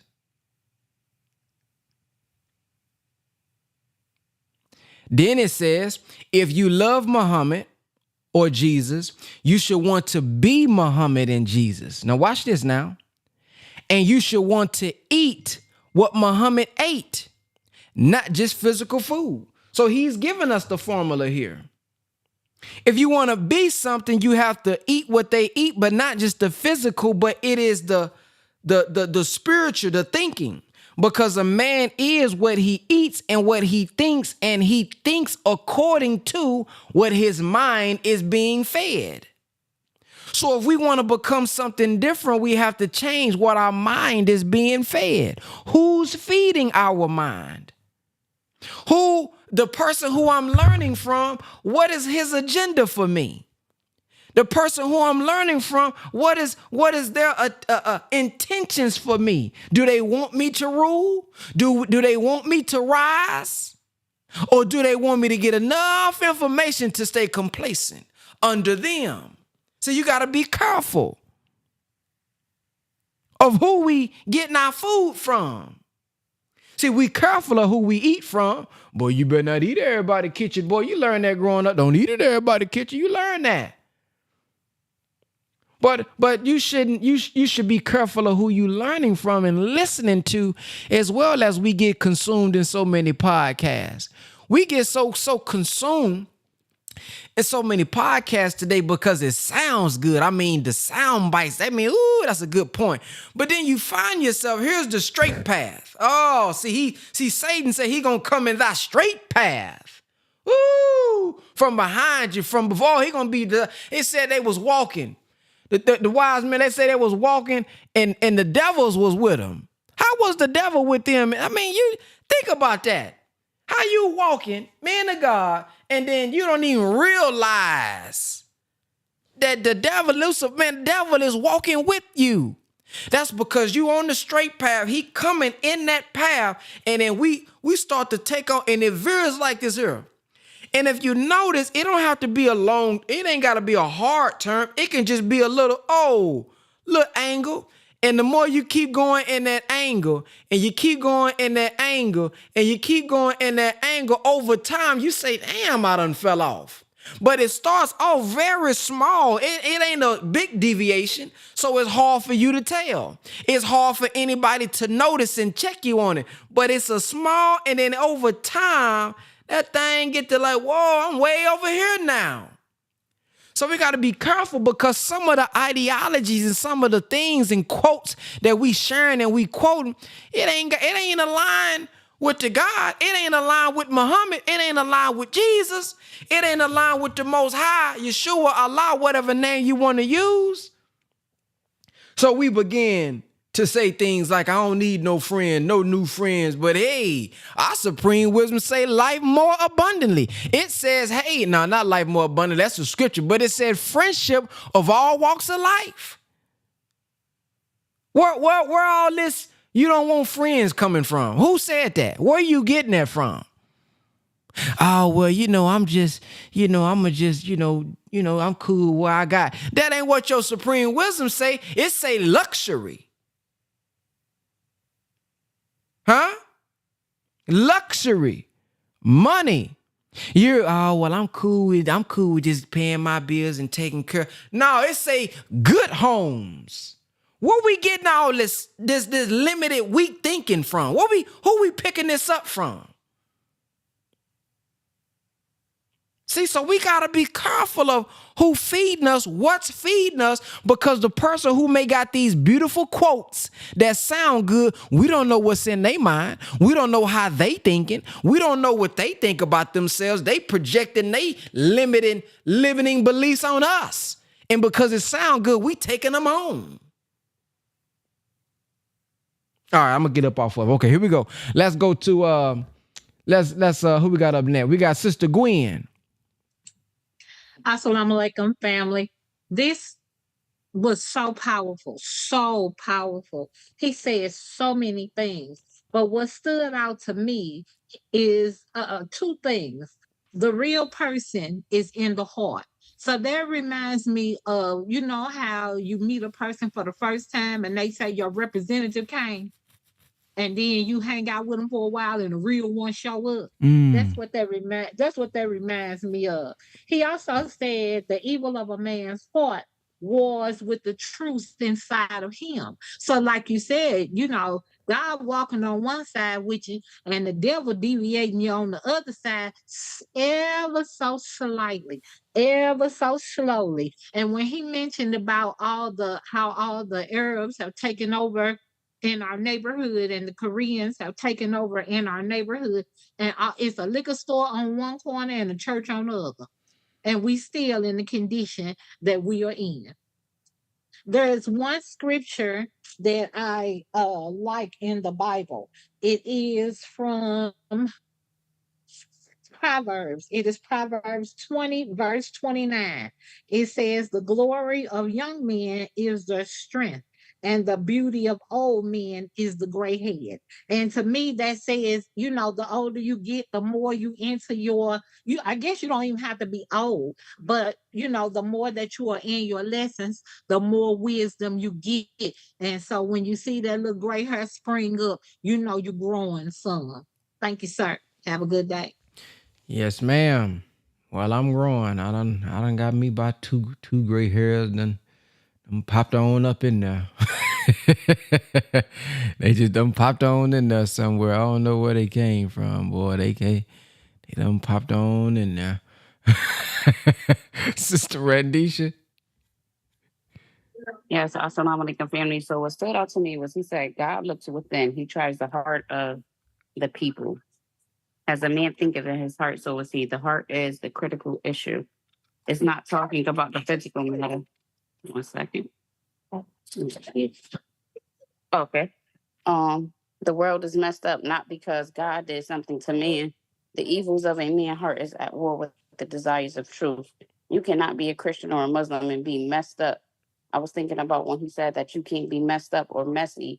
Sometimes that as a people, when we go to places of worship, we are like some of the messiest people. We look at somebody the way they dress and we condemn them based off of that. When people just come there just to get some spiritual food or really, really need something from us, and as the minister stated that, the best followers are not in the church or the mosque, that they are out in the streets and elsewhere. And he said, Paul said, let this mind be in you, the same that is in Jesus Christ. Sometimes I have to say to myself, Sister Randisha, what are you thinking? When I be going through certain things, like, if you are God and you practice this and you listen to this and you teach this, my son Rasul had to remind me the other day. He said, you're on a power call all the time. Why are you thinking like that? Like, as I said to him, and this is, I'm just being honest. I said to him, I don't like when he go places and he's so nice to people when they be trying to be mean to him. And I said, don't you be an ass kisser. And he said, I ain't never kiss ass. And it caught me off guard. But, these are things that he had to remind me, is that I'm on a power call. I'm studying all the time, but I also have to change my way of thinking. And he said, behold, I will make all things new. And I think that the renewing of the mind is powerful. Like you said, that the devil sometimes he walks alongside us, and I don't think that we realize that. And sometimes we have to circumcise our hearts. We have to push back those things that hurt us most, like the minister said, and we have to continue to go to work. So those are just a few things that stood out to me. Yes, ma'am. Thank you for sharing. You got me wanting to watch Life now. Let's go to who's up next. By the way, the market is closed today due to Juneteenth, so there's no trading this morning. And that's it. Now I got a surprise for y'all. How many of y'all are not in BWF yet, but you're interested in getting in?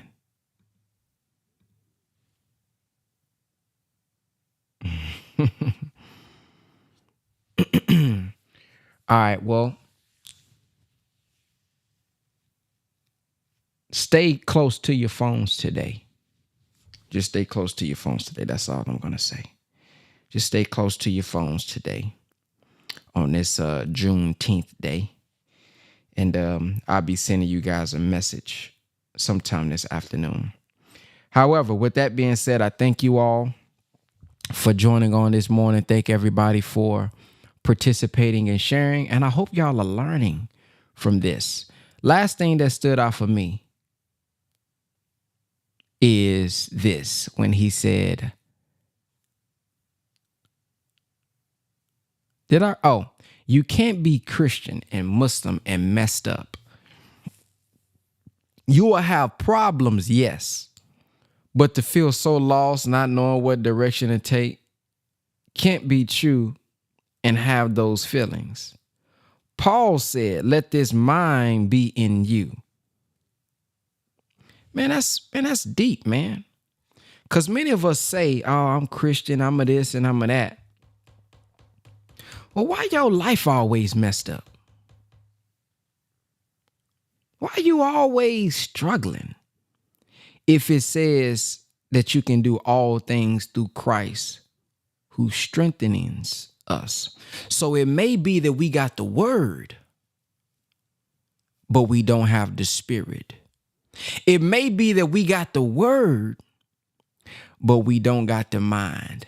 See, when it was in the boat and the winds began to blow, Jesus was calm. Jesus said, "O ye of little faith." They panicked. What is your perspective? What is your mindset? What is your attitude like when the winds begin to blow in your life, though? Do you take on that mind that he had? Oh, ye of little faith. I got strong faith. I know that God is backing me. I shall not want. Now, I don't know spooky stuff now. Don't get it twisted now. Ain't no mystery God now. Don't come pay your bill now. But we use that force and power, which is God, that's shared with us because we direct descendants of God and we create our reality. We too can say be, and it is. There may be a change we need to make in our life to make it work, but we have the power within and we don't have to want. So if we always worrying, are you really what you say you are? And again, it don't mean that we won't have challenges. It don't mean that we won't have problems, but we're going to have the faith, the spirit, the mindset to overcome whatever comes up in our life. So as we get this word in the morning, as you go to your church, if y'all go to church, if you go to the mosque, if you're going to the mosque, yes, get the word and get the allegories in the mail. Oh, and it sounds good and it feels good. And we go out feeling empowered because God is so good. Great. But remember, let this mind that was in Christ Jesus be in us. Let's start to develop the Christ consciousness in our own mind so that we can start to become a savior in our own lives, become a savior in our family lives, and become a savior in our community. I recall the minister said, if you don't have power to change the minds of something of men and women in your life, then Christ is not a power in you.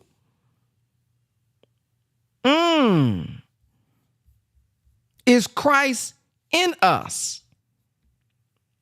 Let's not just be able to brag about Christ. Oh, something about the name Jesus. Oh, y'all know how we used to be back in the day. Something about the name Jesus. Hey, it is the sweet. No, we need to, something about the name Jesus now.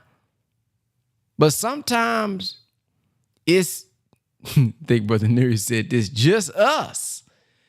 And we have to tap into that power. He said, our Father, not my Father. Our Father, which are in heaven. Whereas heaven is up. Does up have to be in the sky, or could up be at an elevated thinking, or elevated mind that is above the average condition of the people? So we do want to raise them up into heaven. And what does it mean? What does it mean to be on the right hand of the Father? The minister said that means you are the executioner of God's will. Oh man, so when you start to understand the word and you realize, hold on, man, it says those who believe will do the works that I'm doing, even greater works, because I have to go to the, hold on now, damn. So he's telling me we can do even greater things? But our mindset is we think we gonna just turn it over to Jesus. Jesus take the wheel. Jesus said, no, you grab that wheel, boy. You grab that wheel before you crash and burn. No, you grab that wheel. You got power. Stop asking me to pray for you. You pray for yourself. You have a direct relationship with God yourself. Yeah, now come through me now. I'm the door now, but hey, you got shared power too. Don't get it twisted now. Follow me, but don't worship me.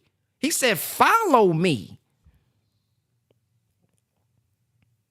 So we got to tap into our power, man. We got to tap into what God has given us, what he has shared with us. That force, that power, that will, that spirit that's dwelling in us. Now we'll go to the church, stop cussing. We'll go to the mosque, stop cussing. You turn your music down. Yes, sir. No, sir. Yeah, assalamu alaikum. Yeah, looking good. At the building. See? But what about when it says that you are the real temple of God? How do we treat each other outside the building?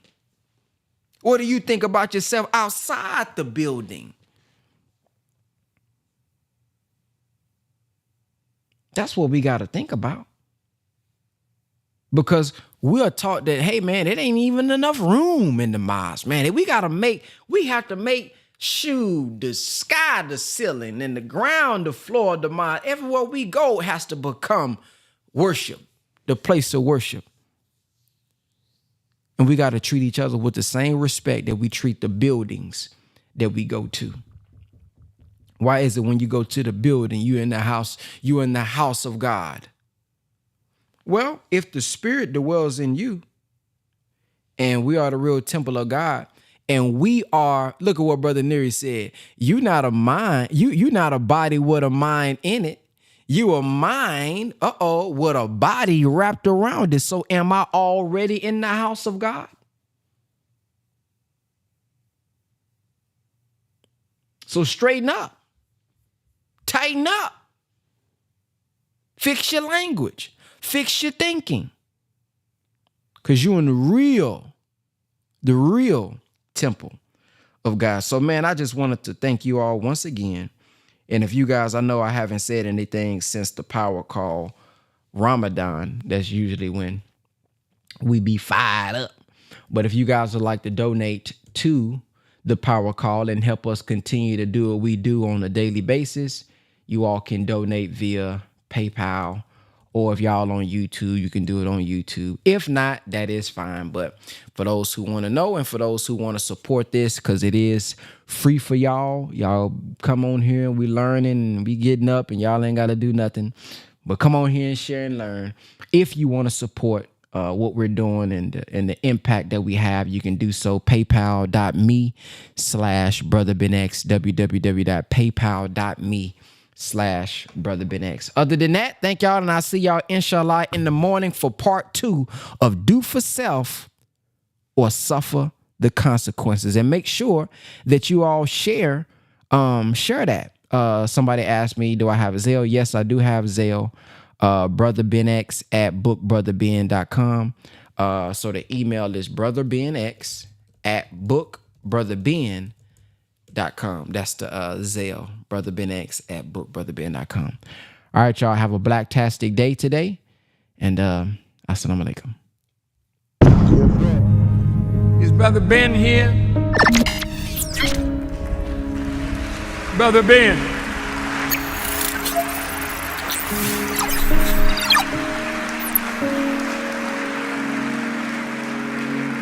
Now, Ben got a heck of a program. A lot of people listening to Brother Ben.